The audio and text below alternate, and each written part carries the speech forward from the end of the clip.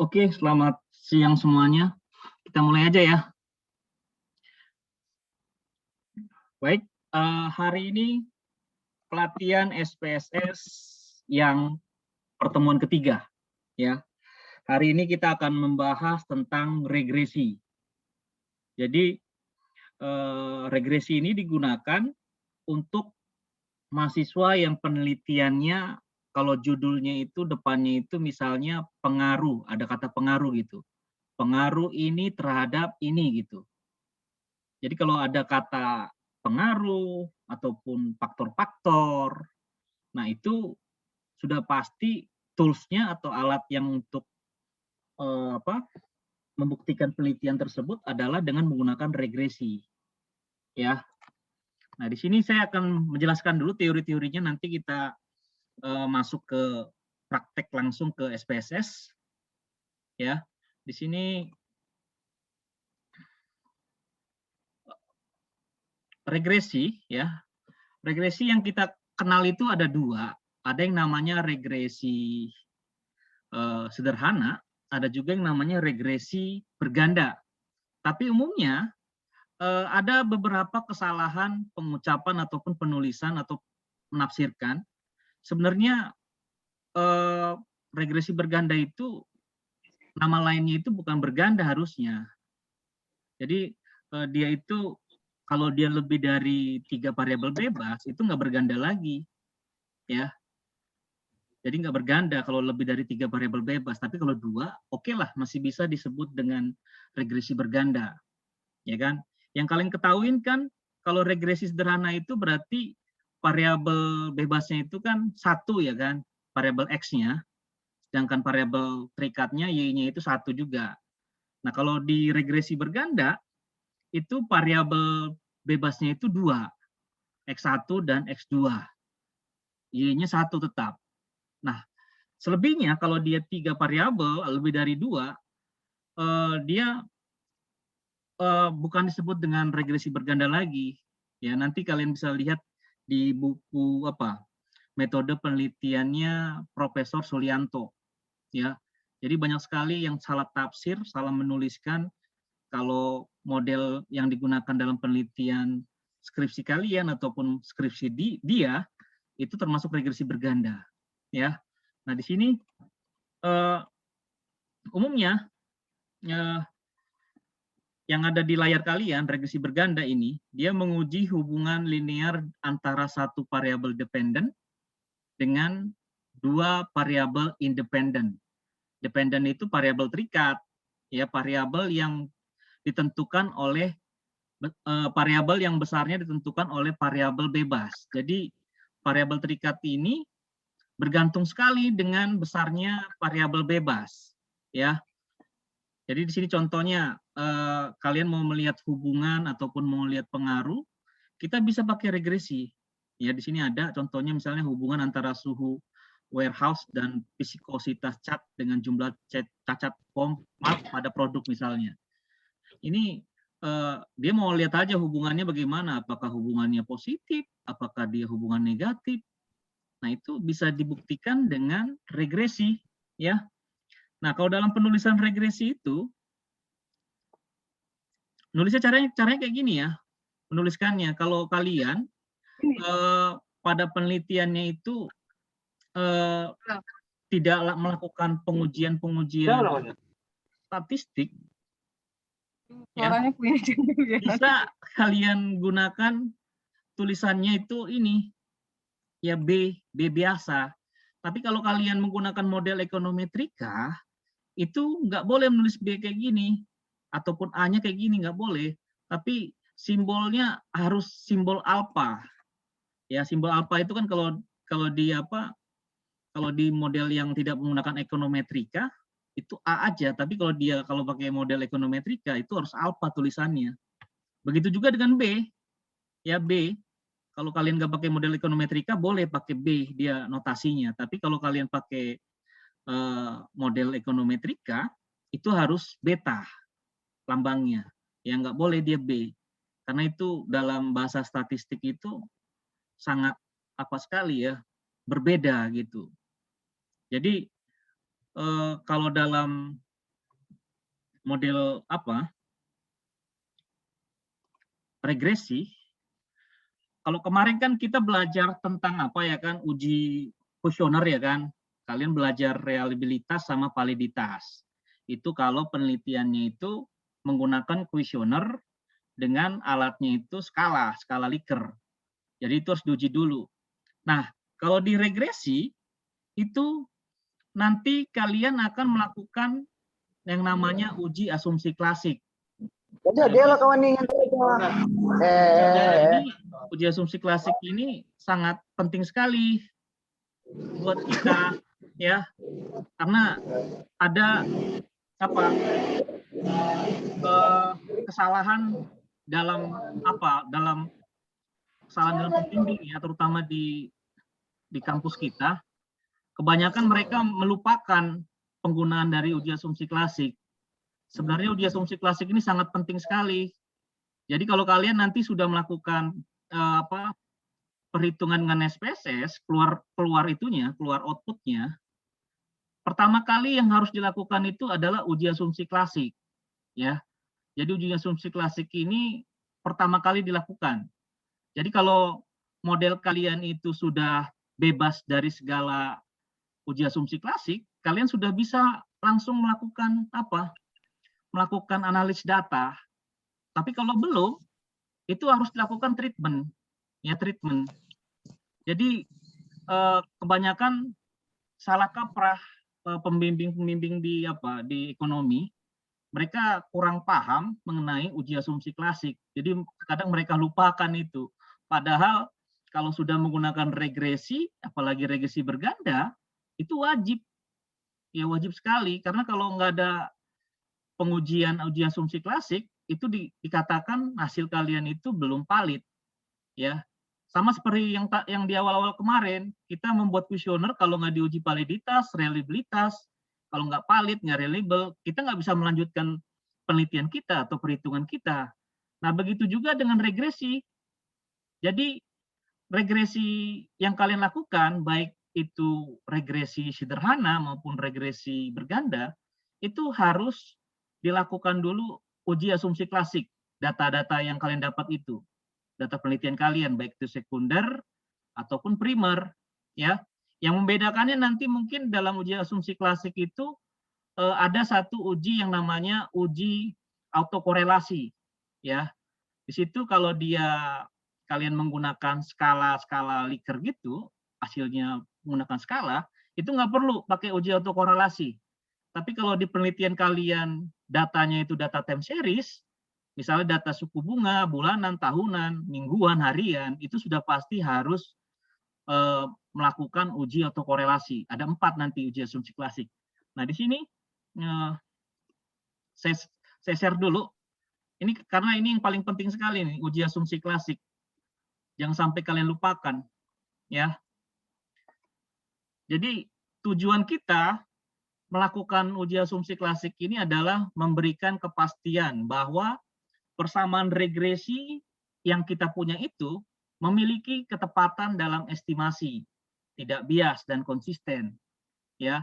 Jadi intinya hasil output yang kalian regresi itu harus ada istilahnya, kalau di statistik harus blue, namanya blue, BLUE, blue. Itu singkatan dari Best Linear Unbiased Estimator. Jadi estimasi perhitungan kalian itu sudah terbaik gitu. Jadi harus memenuhi uji asumsi klasik dulu, ya. Jadi uji asumsi klasik yang harus kita lakukan itu ada 4. Kalau ini sama nomor 5 ini sebenarnya sama dengan yang ini, yang normalitas, ya. Sebenarnya ada 4 uji asumsi klasik, ya. Ini. Jadi yang pertama itu uji multikoliniaritas.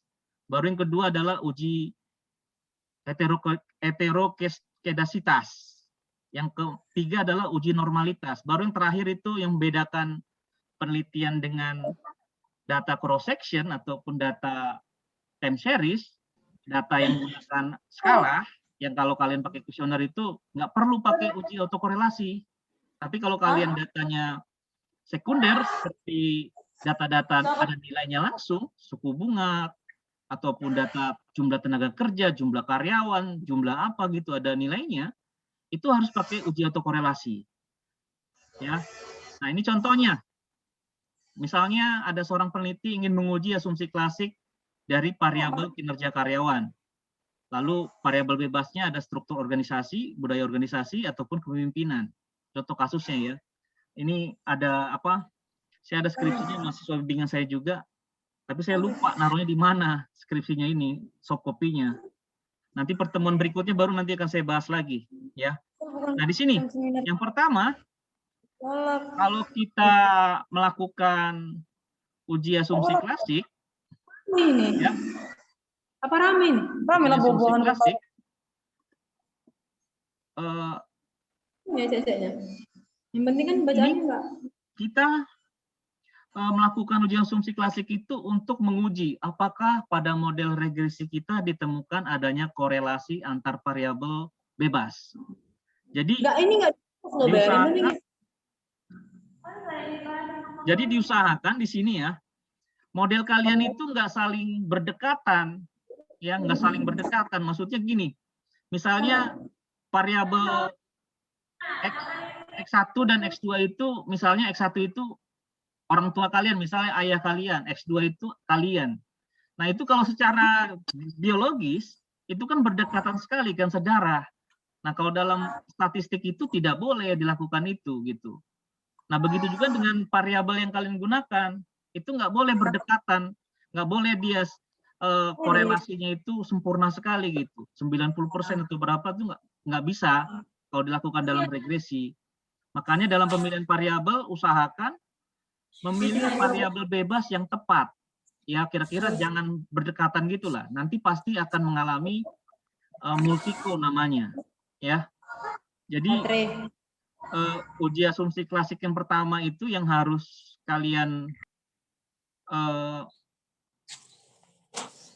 lakukan itu adalah uji multikoliniaritas. Ya. Nah, nanti outputnya kalau kita melakukan uji multiko, itu akan kita lihat nilai PIP-nya, ya, PIP. Jadi kalau kalian lihat, kalau dia koefisiennya itu kurang dari 5, nah itu sudah pasti tidak terjadi multikoliniaritas. Ya. Lalu selanjutnya, ini nanti uji autokorelasi nanti aja karena itu yang keempat. Nah, baru uji heterokedastis.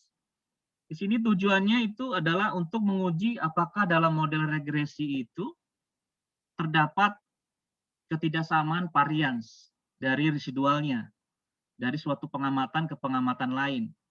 Ya. Jadi kalau anak-anak ekonomi bangunan mungkin mengerti ya karena sudah belajar ekonometrika di mata kuliah di semester 5. Yang di manajemen kan nggak dapat ekonometrika ya kan. Jadi mungkin agak-agak belum paham ya, tapi nanti bisa belajar di buku statistik yang ada di perpustakaan ataupun kalian bisa baca-baca juga buku ekonometrika di perpustakaan. Jadi intinya jangan dilupakan nanti kalau dalam mengerjakan skripsi kalian lupa sama mohon maaf agak nge-lag ini jaringannya ya.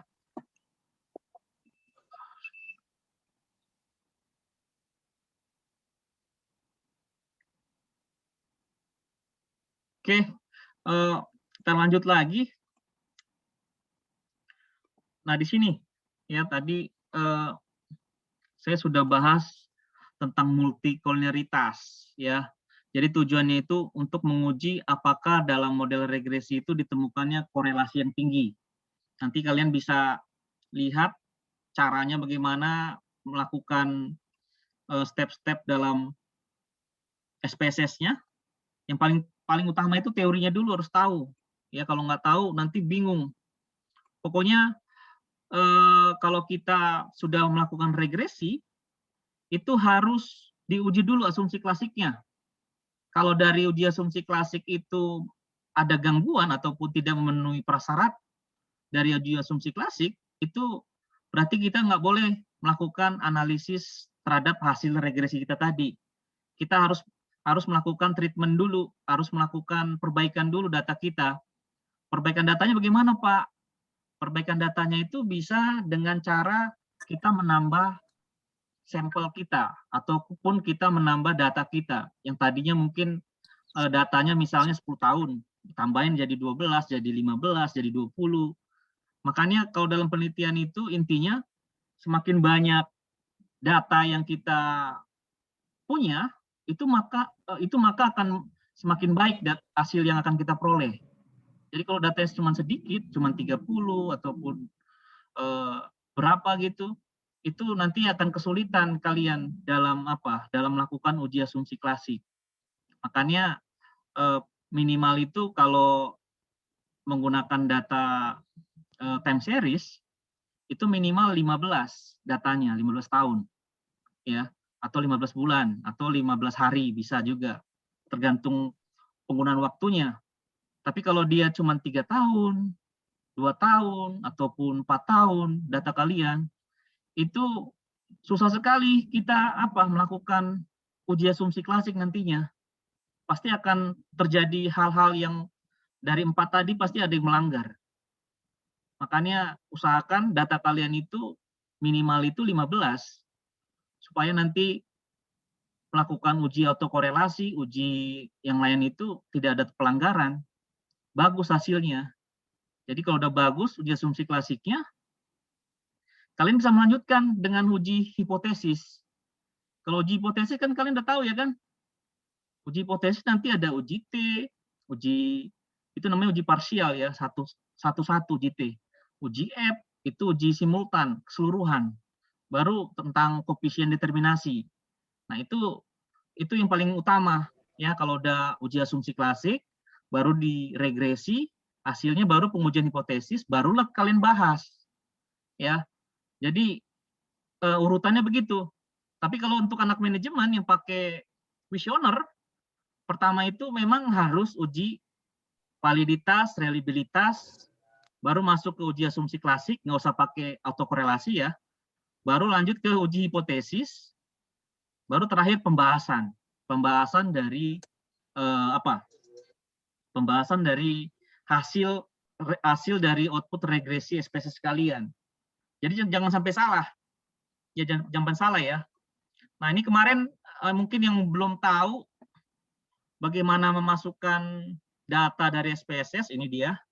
Ya, jadi kemarin sempat saya jelaskan kalau SPSS ini sangat membantu kita sekali dalam pengolahan statistik ya kan.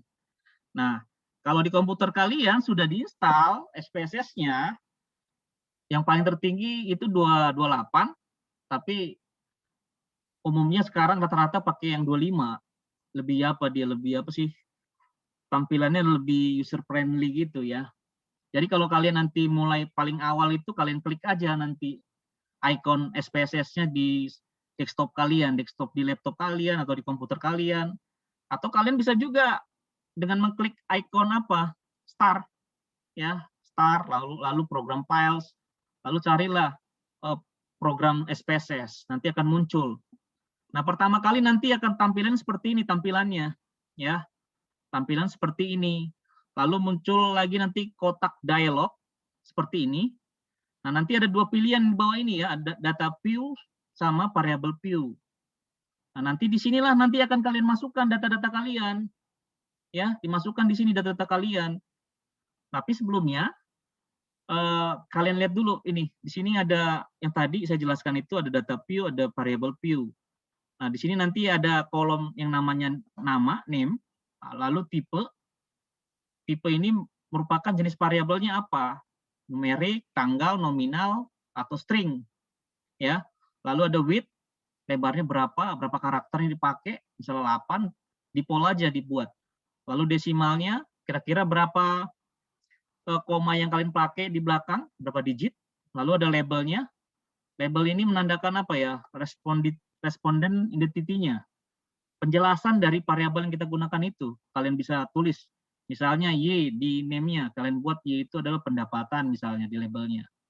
Lalu kalau kalian pakai dummy ataupun di kolom value itu bisa kalian buat compare ya. Misalnya nomor 1 itu laki-laki, 0 itu perempuan. Lalu ada lagi missing di kolom ke-7 ini, itu untuk meragukan untuk nilai yang kosong. Misalnya ada data yang kosong pada data yang kalian cari itu, misalnya ada yang nggak dapat kalian. Nah, itu biasanya nanti ada yang missing itu, kelihatan di situ. Ya. Nanti mereka akan membantu juga bagaimana mengisikan data yang missing itu. Apakah nanti dihapus atau ditambahkan dari rata-ratanya, ya. Lalu di kolom 8 lebar kolomnya berapa? Kolom ke-9 align-nya rata kiri, rata kanan, rata tengah bagaimana? Baru kolom ke-10 measure yang ini. Ukurannya ya, ukuran variabelnya. Apakah kita pakai skala? Apakah kita pakai ordinal atau pakai nominal? Persen atau juta atau jiwa? Nah, itu bisa. Ya. Baru kemudian kalau kalian sudah membuat ini seperti ini, nama variabelnya, ya. Nah, nanti tampilan seperti ini nih tampilannya kalau dibuat lebih terang lagi, ya kan? Lebih terang lagi misalnya kayak gini jadinya nanti, ya. Kebetulan di sini measure-nya itu skala semua. Skala di sini artinya dia ada nilainya gitu. Nilai apanya? Nilai realnya. Misalnya kayak car. Ya, car-nya berapa ininya? Nilainya berapa? 4 kah, 10 kah gitu. Nah, ini kebetulan tentang apa ya? Tentang apa nih? Pengaruh pada bank ya, keuangan bank nih contohnya. Jadi setelah kalian isi, tadi kan gini, ya kan? Ini kan variabel view ya kan? Setelah kalian sudah mengisi nama-nama variabelnya, baru kita masuk mengisikan datanya. Nah, kalian pilih yang ini, yang sebelah kiri itu data view itu kalian klik dulu. Baru nanti dimasukkan satu persatu datanya itu, data seperti ini misalnya. Ya, datanya ini misalnya nih. Sampel 1 CAR-nya 11,23 misalnya, NPL-nya 6,05. Ya kan? Seterusnya sampai LDR. Ini kalian ketik di sini. Ya, kalian ketik ke sini sampai penuh. Jangan sampai ada yang salah ataupun apa. Makanya kalau kita mau melakukan pengolahan data, itu lebih bagus kalian mengetikkannya aja dulu di Excel. Ya, jadi nanti di Excel itu tinggal kalian copy paste aja ke SPSS biar lebih mudah. Kalau di SPSS terkadang mungkin kalau kalian pindah komputer atau kalian pinjam komputer teman, kebetulan komputernya atau aplikasi SPSS-nya itu lebih tinggi misalnya versinya. Itu akan kesulitan itu. Nggak bisa dibaca nantinya takutnya. Makanya saya sarankan kalau kita mau merunning data di SPSS, terlebih dahulu kalian simpan dulu datanya itu dalam bentuk Excel biar lebih mudah dia. Tinggal di copy paste aja. Ya, baru setelah datanya itu dimasukkan seperti yang ada di kolom ini, gambar ini, itu kita bisa melakukan running di SPSS. Tapi sebelumnya ini tadi data ini intinya dia mau mengetahui pengaruh dari CAR, NPL, RO, OR, LDR terhadap ROA. Ya, ini kerangka pemikiran ya. Jadi kerangka pemikiran yang ada di deskripsi kalian bisa dibuat seperti ini ya. Jadi intinya CAR itu mempengaruhi ROA, NPL itu mempengaruhi ROA, ROE itu mempengaruhi ROA, OR itu mempengaruhi ROA, LDR itu mempengaruhi ROA. Nah, kira-kira kayak gitu kerangka pemikiran. Tapi kalau panahnya ke arah sini, berarti ROA mempengaruhi ROE, ROA mempengaruhi NPL. Jangan sampai salah ya menggunakan menggambarkan kerangka pemikiran pada skripsi kalian. Karena kemarin saya pernah ada bimbingan saya yang salah dia buat tanda panah yang ininya, malah sebaliknya dia buat. Padahal judulnya itu adalah pengaruh ini terhadap itu gitu. Ternyata pengaruh itu terhadap ini dibuat dia dalam kerangka pemikiran. Nah, itu kan bersalahan ya. Jadi tanda panah ini sebenarnya ada maknanya. Kalian menyatakan itu adalah pengaruh gitu. Pengaruh ini terhadap ini. Kalau tanda panahnya ke sini, berarti pengaruh ini terhadap ini. Nah, jangan lupa. Nah, ini dia model apanya ya, model statistiknya. model ekonometrikanya. Ini model ekonometrikanya. Kenapa model ekonometrika? Saya katakan, pertama, dia tanda notasinya itu alfa, beta. Kalau tadi dia A, B, B1, B2, B3 sampai B5 misalnya ini tulisannya, itu berarti model apa? Fungsi apa? Fungsi apanya? Fungsi matematisnya, ya. Tapi kalau modelnya kayak gini dituliskan ada alfa, ada betanya, berarti itu model ekonometrika. Nah, jangan lupa dijelaskan yaitu apa. Nah, di sini kebetulan yaitu adalah kinerja keuangan. Kalau bisa kalian jelaskan juga yaitu dalam apa? Tulis di sini nanti dalam persen misalnya atau dalam juta rupiah, dalam miliar. Nah, itu harus ditulis ya. Lalu yang X1 itu CAR. Itu dalam apa tulis ininya? Apa namanya satuannya apa? Kebanyakan mahasiswa itu deskripsinya lupa menuliskan apanya? Ukuran dari variabelnya itu apa? Jutakah, jiwakah, buahkah, atau apalah satuannya rupiah, dolar atau apa, nggak ada, lupa dia. Itu usahakan ditulis biar orang tahu bagaimana apanya, ya.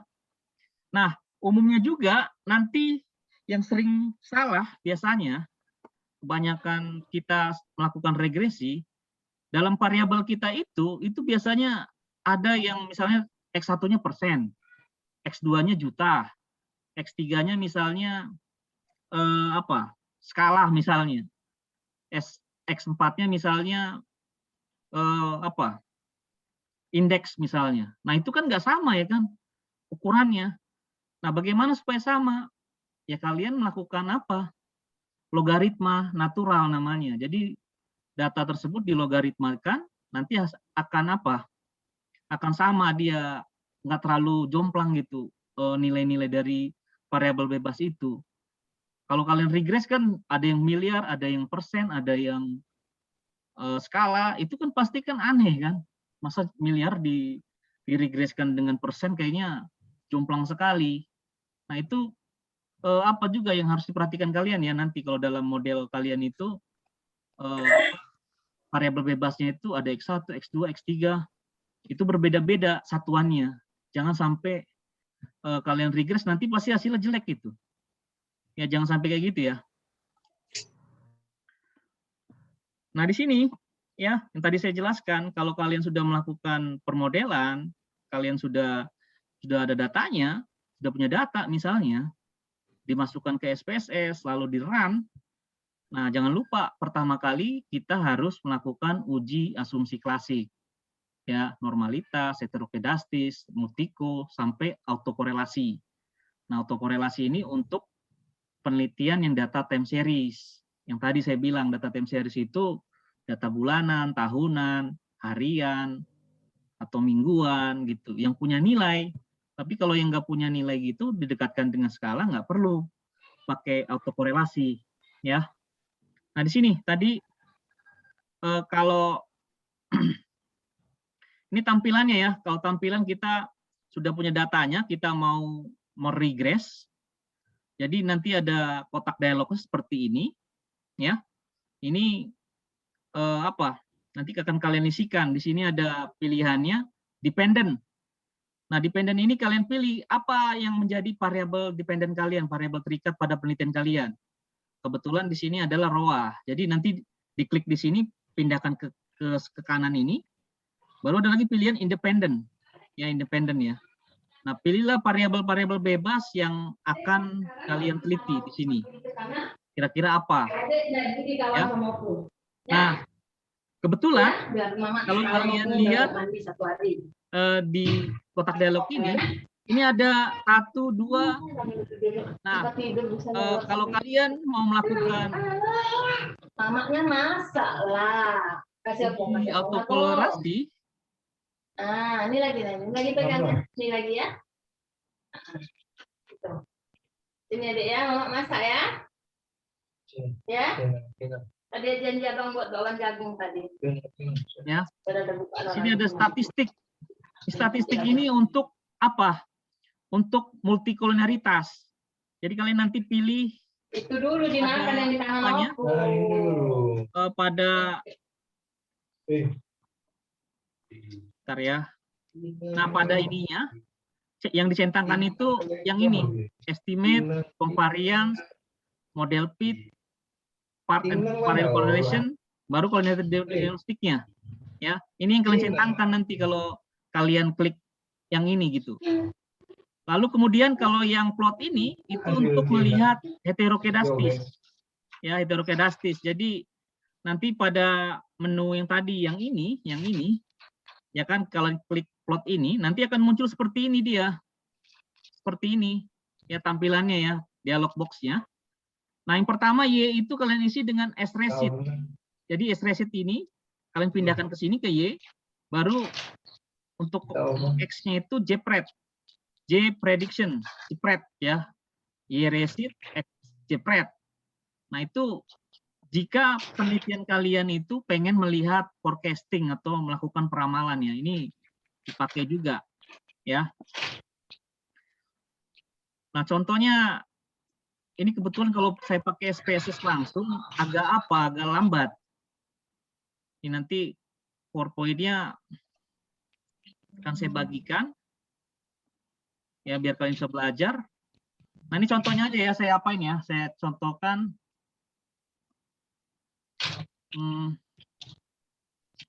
SPSS juga, SPS apa nih? Misalnya saya ini ada contoh soal, misalnya gini, saya mau melihat pengaruh biaya promosi terhadap penjualan misalnya. 10 data, nah saya coba menghitung dengan SPSS-nya ya. Aduh, nggak bisa lagi dia.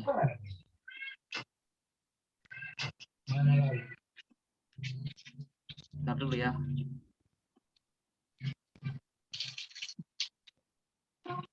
Betul agak lambat nih kalau udah banyak kali programnya.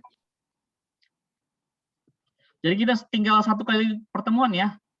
Itu sekalian ujian juga. Nanti ujiannya apa?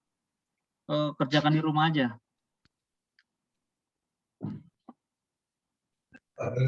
Jangan keluar dulu semua. Lambat ini. Kan? Semua. Itu belum mamam. 2 hari.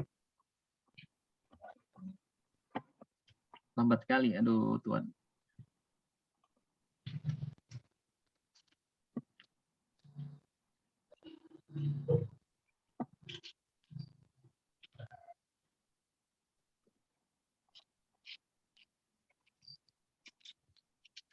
Aduh.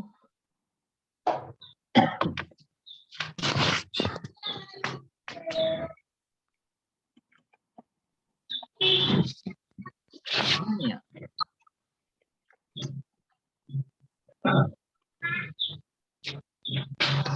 Hang lagi, hang. Komputernya.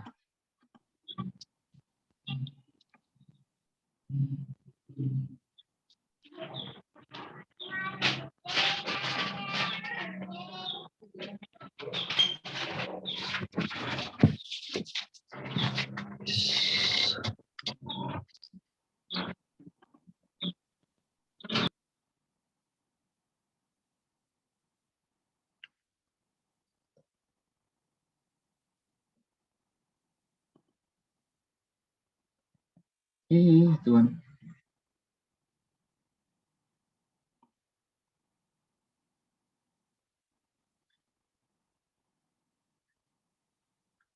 Oke, waktunya tinggal 2 menit nih. Minggu depan aja lah ya, prakteknya ya. Jadi teorinya kalian udah tahu dulu.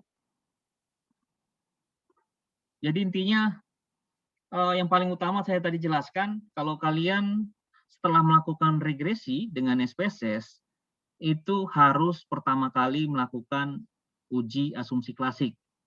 Ya. Baru setelah melakukan uji asumsi klasik, barulah kita bisa melakukan pengujian hipotesis, uji T, uji F, koefisien determinasi. Baru setelah itu kalian bisa melakukan analisis ataupun pembahasan terhadap hasil SPSS kalian. Jadi jangan sampai dilupakan. uji asumsi klasik itu. Karena kebanyakan pasti lupa sama uji asumsi klasik. Karena dirasa nggak penting. Padahal itu yang paling utama. Itu jantungnya dalam apa? Dalam kalau kita melakukan regresi. Ya, regresi berganda, regresi sederhana. Ya, penting sekali. Karena itu yang menentukan bagusnya atau tidaknya hasil estimasi SPSS kita, model kita gitu. Ya, ini data tinggal 1 menit lagi. Coba dibuka apanya lah kameranya sebagai laporan.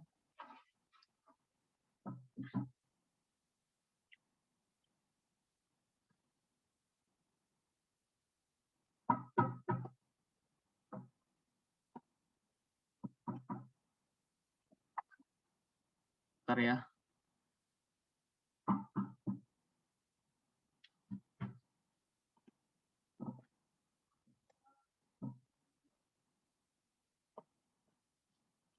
Oke. Kita ketemu lagi hari Jumat ya. Jumat jam berapa ya? Jam 3-an lah. Ya, jam 3-an ya. Kita praktek langsung. Tapi memang kendalanya di situ lah. Komputer terkadang hang lah. Susah kalau untuk Zoom ini kalau pakai SPSS. Oke? Sampai ketemu